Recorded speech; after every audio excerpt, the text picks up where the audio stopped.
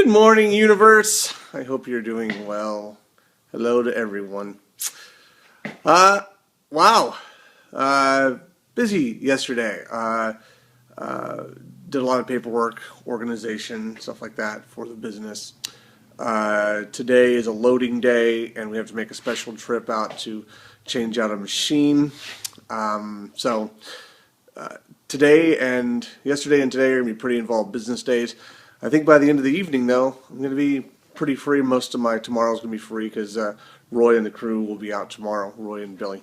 It's not the crew, it's Roy and Billy, and they're a great crew. They do a great job. They really do. I'm really, really, really happy with the fact that I have these two great gentlemen to work for. I wish I could pay them more. My take yesterday wasn't very good, but, they do really good work. They're really, really good cats, so I'm impressed by them. Okay, so let's move on to other stuff here. Okay, so here is the two things that are on my mind today. I wanted to talk about the Lance Armstrong thing. Admission of guilt for PED. That was something that was on my mind because I heard yesterday that he had admitted it, and that I guess it was some member of a certain council, the ones that banned him for life, said that if he wanted to cut down his ban for life, he was going to have to admit it under record, on oath, that he had, that he had committed this crime. Here's my question. Why would that change your ban of him? If a ban is a ban, it makes it suspicious now to me, a conspiracy theorist that I am. It makes it suspicious to me as to why would Lance Armstrong admit it at this point when he has nothing to gain or to lose, except he does have something to gain. He can go back into the sport that he loves doing. Doesn't it make it really questionable as to whether he really actually did it now? Because now it's a question of if he wants to get back in, he has to admit he did it. It's almost a very bizarre form of blackmail, like you do this or you're out. It's very questionable to me. Why would you let him back in even if he admitted it? Because why would you trust him again? You're going to say, well, we have more screening processes now. We could stop it. You couldn't detect it before. So what makes it all of a sudden that you can detect it now? Isn't that very curious as to now he can get back into the sport that he was banned from for life if he admits that he did it? That sounds very curious to me, that you'd be able to get back into it again. I think it says something about the people who are kind of forcing him into a corner, saying you better say you did it, otherwise you're out. And now the challenge for him is that he's going to face these people suing him for endorsements. They're saying, well, and now he could be sued for his endorsements for the money that he got from people for stuff that he did. I think the man's getting backed into a corner. At this point, if you're in this situation, I would just say, you know what? You can admit that you did it, but and I guess honesty is a good thing. I mean, I do think honesty is a good thing. However, in this situation, you're being blackmailed, and who knows how long the ban is going to be unless they've already told him, we'll give you a 10-year ban and then we'll let you back in again. But you have to admit it on oath. Very curious to me.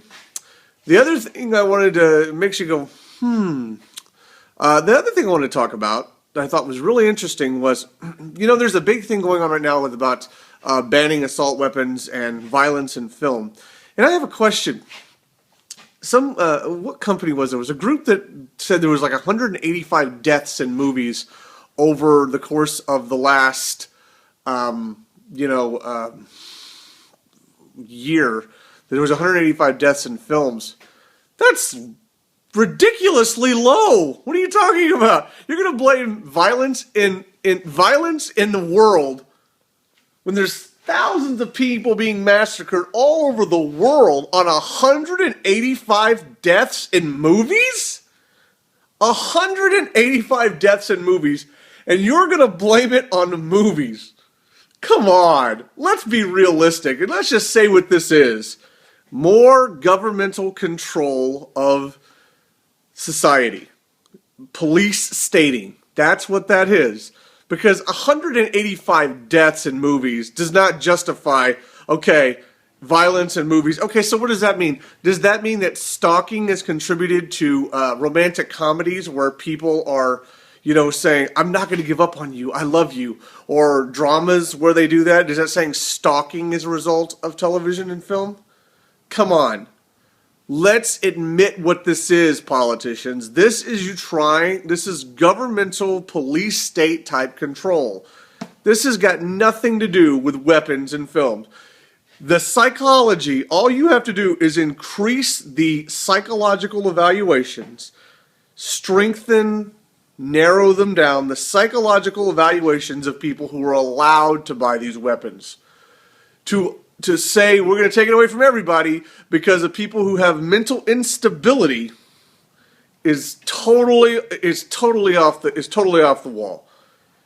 You don't, for a handful of people, relatively a handful of people, compared to the vast number of firearm owners, for you to ban it from everybody is obviously just it's just publicity you're using to motivate an agenda. Okay? No. Don't fall for it. Do not fall for that kind of garbage. That's absolute garbage. Blaming films for it, it's a movie. I really like one of the things. I don't necessarily agree that he went off the wall on the guy, but in a way I understand why Quentin Tarantino went off on this reporter. He went off on this reporter from the BBC the other day because the reporter was trying to get him to say something about how his films were violent. Tarantino points out very specifically, though, he says, yeah, but it's a movie. It's a movie, okay? Let's face it. It's like the guy who played Biff Tannen on Back to the Future. He said, because people were asking him, was it real manure? And he has this song called, the Back to the Future song. And he said, people ask him, was it real manure? How's Michael J. Fox? Is he nice? All these kinds of stuff. And he says, do hoverboards really fly? And he says, it's a movie. Stop asking me the question. That is the situation. It is a movie. If you're going to blame violence on films and insanity on films, then that means you need to blame stalking on films. You need to blame domestic violence on films. You need to blame comedy on films and television, on media. Come on. It's not media that's causing the issues. It's media like the news and political lobbyists who are pushing and publicizing this kind of thing for their own agenda. Do not fall for it. It is not about the people. It is about governmental power. It's got nothing to do with the reality of a situation. Do not fall for that kind of garbage. Media is not responsible for violence. Media presents what's going on in the world. It demonstrates what's happening. It does not cause it. Do not let people convince you of things like that. Let's use good judgment, everyone. Universe, let's stop this kind of garbage where people are trying to get control over us as citizens. It's an evolution of control, okay? It's not going to be like, okay, well, we're going to take all your guns away. No, they start with assault weapons. And then they say, well, eventually, the problem is that we don't believe, citizens can make good judgments. So we'll take firearms away. And then, guess what happens? There's absolutely no revolution possibility because who's got the weapons? Government.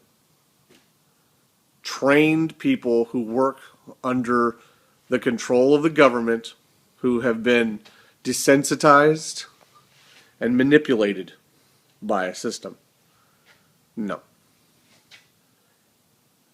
The right to bear arms is the right to bear arms. Leave people's rights intact. Stop trying to change the Declaration of Independence and the amendments, the Bill of Rights. Don't let your politicians get away with it.